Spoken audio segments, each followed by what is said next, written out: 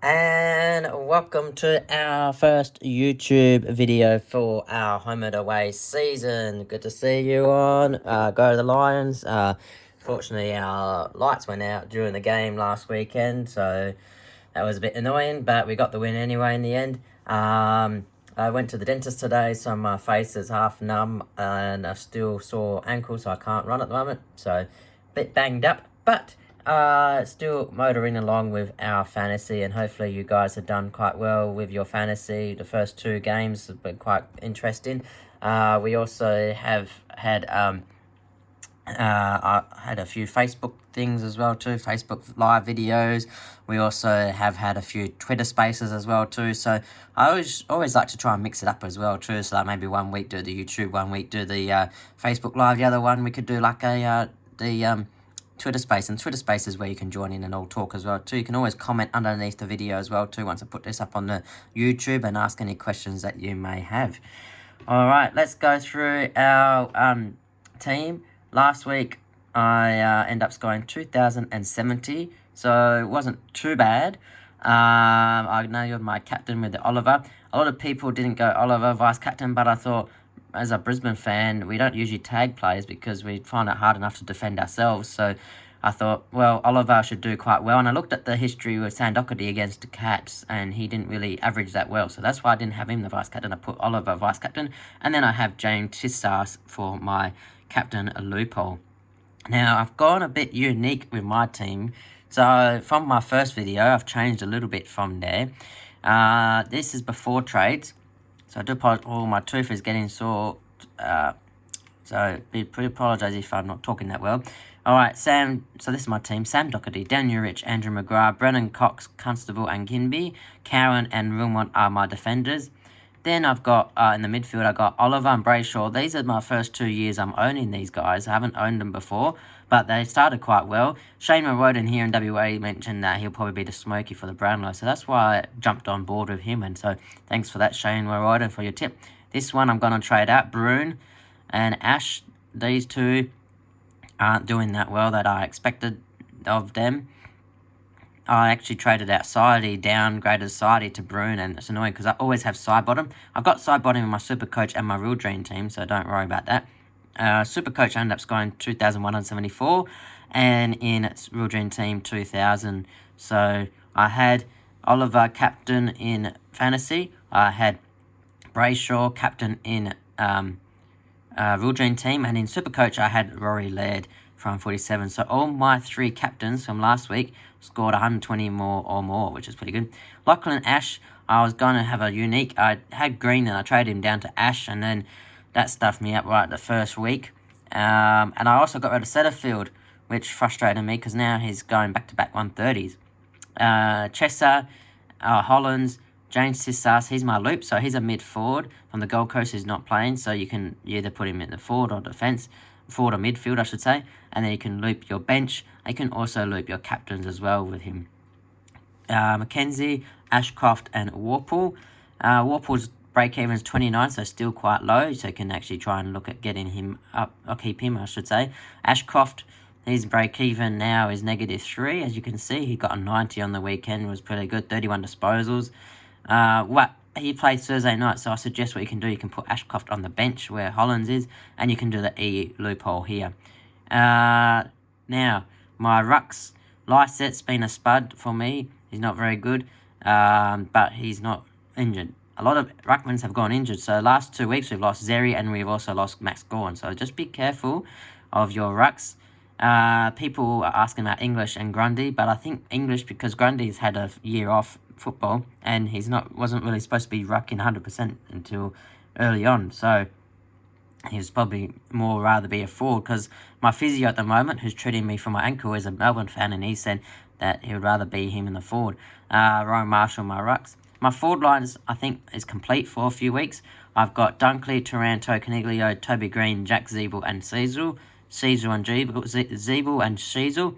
I actually started with Zeeble before the year started, and the first 2 weeks he'd gone 109 and 109, which is quite crazy. So his lowest score was 109 and his high score was 109. So back-to-back 109s, and his break-even is 26. He started off at 537. He's now 629,000.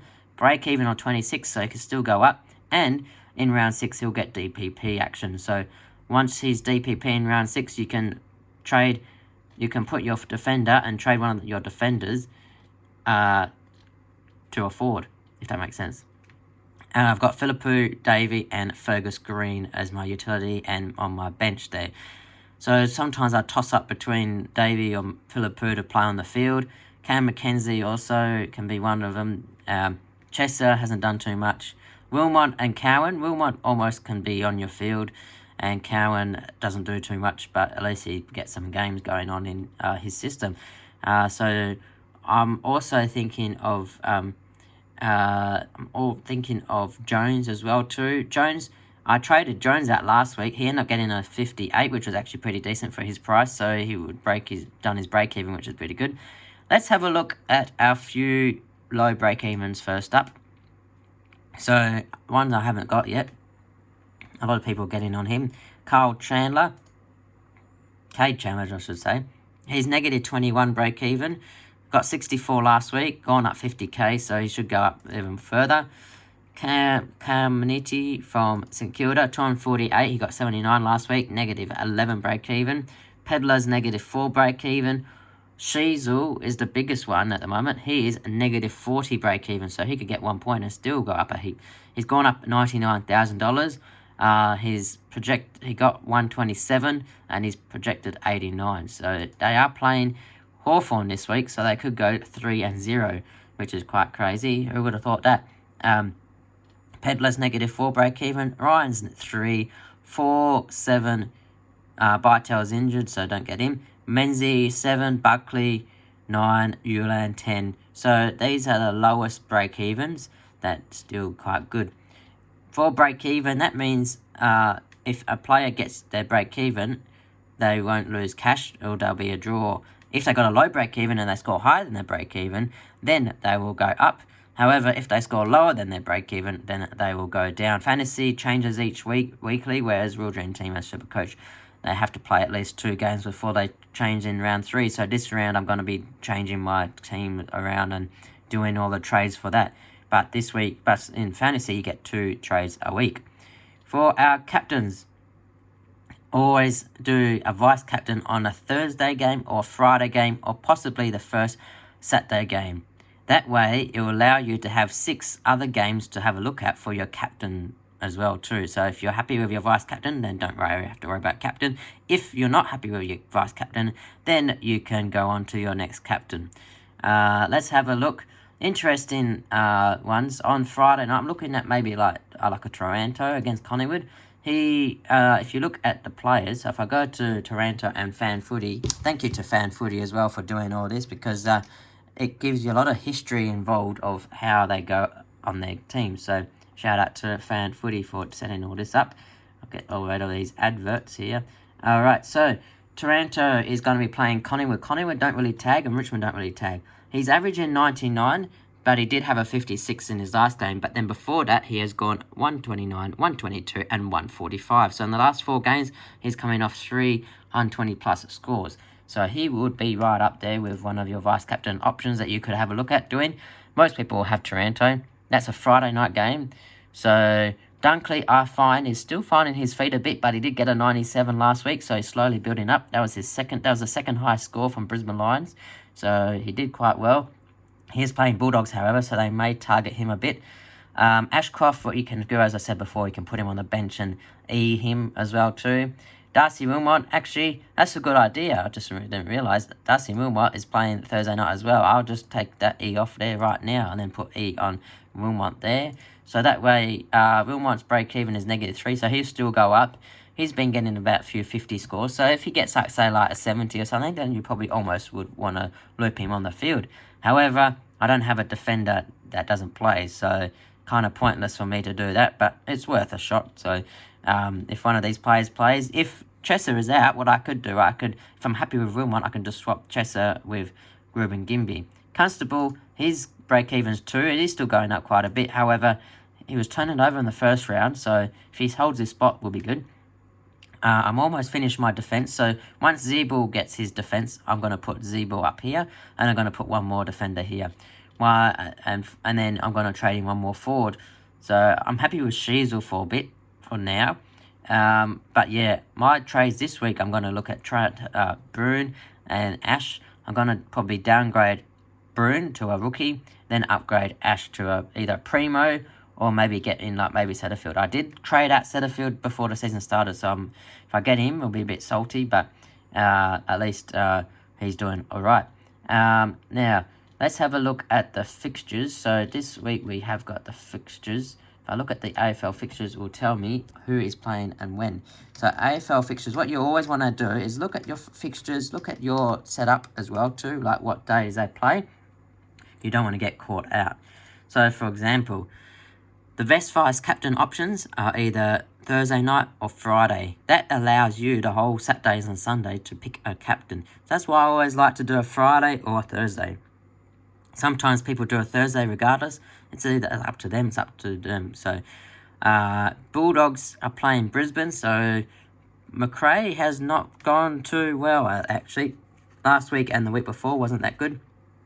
My tooth is getting sore now. And so probably not get Bulldogs captains. English, he only has had 100 against Brisbane in the last 4 games he's played. He's gone a couple of 80s and 105, and that was it. That was a high score. So just be wary of English. However, if you had to pick between English and Grundy, I would say English over Grundy, just because of Grundy's past history of injury last year. So still getting right with that. People also mentioning about Kelly as well. So Kelly hopefully will be back this week. There's also Jack Steele. If you have Jack Steele, you're going to have to trade him out. What you can do with Jack Steele, you can either go down to Primo, which is like you can go to Oliver. He's got a break-even 99 and he's scoring quite well. You can also get him. Or you can get Barry Shaw or someone like that around that price. If you want to do, though, maybe get someone from the 700k mark. There's quite a few players in the 700k mark that is still going quite good and got low break even. You can downgrade there and you'll be able to upgrade a rookie somewhere else. Also, those that have Broad in their draft, he's going to be out for 4 weeks and McAdam's going to be out for 3 weeks. So that will be probably more draft relevant. Don't forget with your drafts, you can also pick up a lot of players on the waiver list and draft free agents and see and stuff like that, which is good. I did one draft this year, which is a first. All my team is Brisbane. So all we had to do was that we had 18 coaches and each coach picked a team and we could only draft from those players and we can only trade those players as well too. So you're kind of coaching your own team, which is quite a cool aspect of it. What else do we want to talk about? So there's some major injuries that you want to get rid of. So make sure you get rid of Gawn. For the ruck, you can go straight to say a Marshall or someone like that, or you could go down a bit. But as I say, rucks are annoying. There's not really much stands out at the moment. So if I take away the break even, you'll be able to see the price. So English, Wits, O'Brien. See, they're all roughly around Gawn's price anyway. So there's not too many standout rucks. What else? If you have any questions as well, make sure there was a few questions asking for captains and trades and that, so I covered those questions. If you have any questions, you can just pop down on the YouTube as well too. But yeah, I'll also have quite a few awesome videos opportunities as well too. Facebook Dream Team Asylum, you can also check that out. Let me get to our league and invite you to our league here. So invite here. The code for this league is AF22NUCN. These are capitals. AF22NUCN. You can join that. We have 292 players in there so far. If you win that, you get a Krispy Kreme packet as well too, which is pretty cool. Make sure you join up there. If you have any questions, you can also ask through the video. We'll have Facebook Lives and we also have Twitter Spaces as well too. So my Twitter handle is ReeseFM. As you can see, here's my Twitter. There you go. That's my Twitter day, so you'll be able to see that's my last previous one. And then what you do, you can just host your own sort of Twitter space, and then people can join in and talk about their team as well, which is pretty awesome. What else is there? Don't forget Thursday night there's a game again on 4:20 our WA time and 7:20 over East. So make sure you get your teams in by then. Teams come out a day before, so Thursday games come out Wednesday, and then the rest of the weekend games will come out on Friday. So make sure you keep an eye on that. People are trying to trade a couple of Bulldogs players. If you trade your 2 trades before Thursday, you'll be stuck if there's a late out on Friday, because teams don't get named to Friday.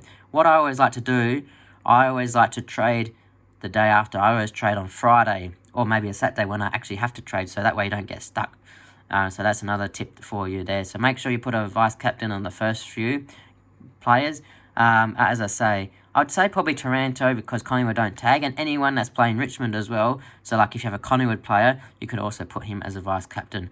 I haven't got anyone Collingwood players yet. In my Rule Dream team on Supercoach, I do have Collingwood players though. But yeah, I was amazed about Sidebottom. 146 in Supercoach, but only 87 in Dream Team. So big gap, but difference. So if you're doing the different formats, just be careful with that too. If you have any questions more, let me know. But hopefully your teams do quite well. Good luck to your teams, to your football teams. Brisbane are playing Thursday night against Bulldogs.